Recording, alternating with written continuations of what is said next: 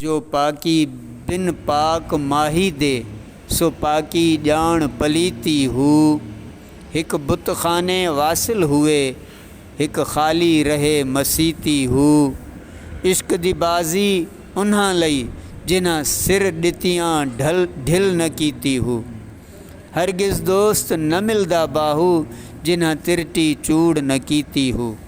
तर्जुमो: ऐ सालिक महबूब पाक यानी मोहम्मद रसूलुल्लाह सल्लल्लाहु अलैहि वसल्लम जे हुज़ूर खां सवाइ सभु फ़ेल ऐं रुतबा ज़ाहिरी तौर पाक नज़र अचण वारा बि नापाक सम्झणु घुरिजनि।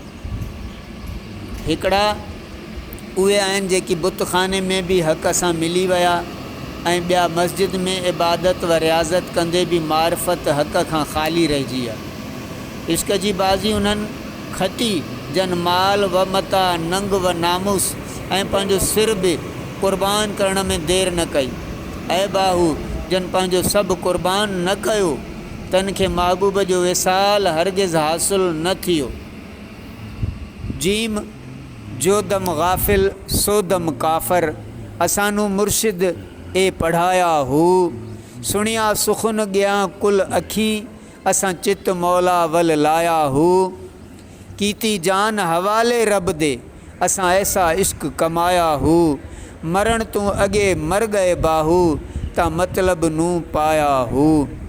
तर्जुमो: मूंखे मुर्शिद कामिल इहा तालीम ॾिनी त जेको दम अल्लाह ताला जे ज़िक्र खां ख़ाली आहे, सो दम कुफ्र में दाख़िल आहे। हदीस पाक मूजिब कुल नफ्स यखरुज बग़ैर ज़िक्र अल्लाह फ़होव मीत, याने जो दम ज़िक्र इलाही जे बग़ैर खयूं वञे उहो मुर्द आहे। जॾहिं मूं मुर्शिद कामिल जी इहा ॻाल्हि ॿुधी त मुंहिंजूं अखियूं खुली वयूं ऐं मूं पंहिंजे मन खे महबूब जे हवाले करे छॾियो, याने ज़िक्र इलाही में मशगूल थी वियुसि ऐं मूं पंहिंजी जान बि रब जे हवाले कई ऐं पोइ अहिड़ो हक़ीक़ी इश्क कमायो। ऐं बाहू जेकी मरण खां अॻे मरी विया, उन्हनि पंहिंजो हक़ीक़ी मतिलबु हासिलु कयो।